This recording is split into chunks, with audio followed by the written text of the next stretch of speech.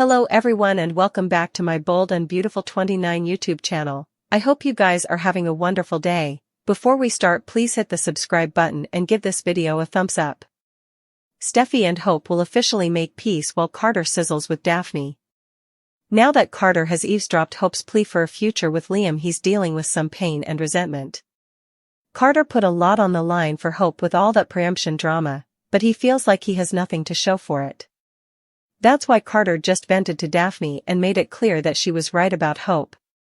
Since Carter doesn't suppose he has a future with Hope presently, he seems ready to surrender to a sizzling session with Daphne, especially since she just came home with him. Daphne will take advantage of the situation and jump at the chance to be with Carter, so it sounds like some hot scenes are on the way. While Daphne and Carter toast effects up, Liam seems poised to get through to Hope.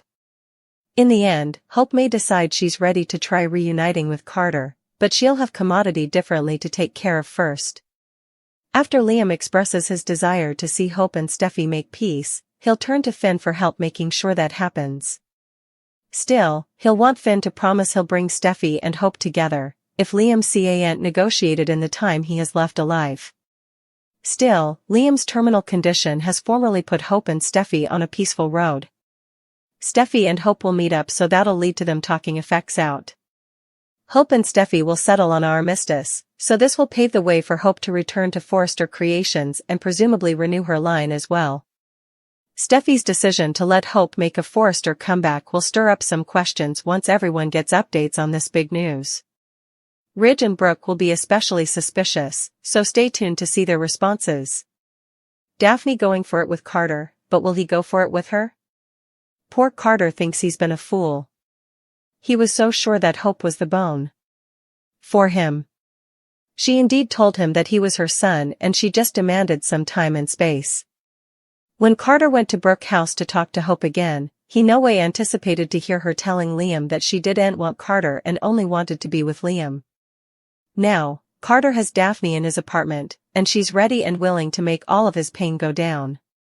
She formally again tells him that Hope isn't the woman for him and his future is right there in the room. Carter is a weak man and is primed to succumb to Daphne's advances. What he doesn't realize is that he's about to ruin his relationship with Hope for good. It's like Carter took assignments from Ridge and Liam about jumping to conclusions and doing stupid effects. There's a phenomenon as Steffi and Hope make amends. The two women realize that life is too short and their times of petty differences mean nothing now. Liam is dying, and that has to take precedence as they're determined to be there for him, forming a united front. They will be there for their little girls and give Liam the stylish days of his life as it comes to a close. Will Steffi take effects one step further and offer to give Hope her job and her line back? That could clearly make a difference in Hope's life, and Carter's life too. Perhaps it'll indeed prompt Hope to forgive Carter. Still, she's soon going to learn there's further to forgive him for than she ever imagined. On Carter. Hope and Steffi had a girl power moment. They put their differences away and came together for the sake of their children. We'd like to see how their relationship will change, or stay the same. Steffi has plotted with the news of Liam's prognostic. He refused to tell his family what's been going on with him. But Steffi allowed. Hope should be involved.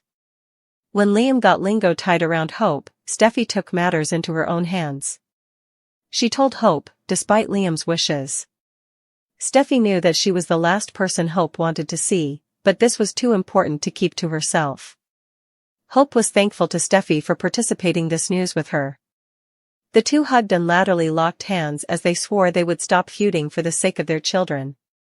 It was important to see Steffi and Hope get on. For times, they feuded over everything, including Hope's connections with Thomas and Carter. Hope pulled one over the Forresters by encouraging Carter to steal Forrester Creations. Steffi and Hope's feud started with Liam. They always had an interest in the same guys, including Oliver, yet they couldn't be any further different. Liam burned their feud. Since entering his prognostic, he's had regrets. We could see Steffi and Hope getting stylish friend. They might indeed invite each other for tea. Steffi might indeed forgive Hope and allow her to work at Forrester Creations again. It's also possible that their newfound fellowship won't last for long. Hope will review her relationship with Liam. She brings up the idea of them getting back together. This might reignite Steffi's covetousness. She might realize that she still wants to be with Liam. After all, she did tell Finn that she wanted one last moment with her partner. She could have meant in a romantic sense. Whether they come besties or frenemies, we're intrigued to see what happens to Steffi and Hope. Hope is coming across as a winner when Carter decided stealing Forrester Creations was wrong and gave it back. Hope ditched him like history's trash. She felt the Forresters were treating her and her fashion line, Hope for the Future, poorly and ate Carter's preemption. But now that it's gone, she's also been fired and her line cancelled, which will most probably shoot her into a breakdown. Hope hasn't been right for a while, and it can be traced back to Thomas's exit. Hope blew her marriage to Liam out of the water when he described her kissing Thomas in Italy. It didn't take long for Liam to file for divorce and she incontinently got in bed, both literally and figuratively, with Thomas.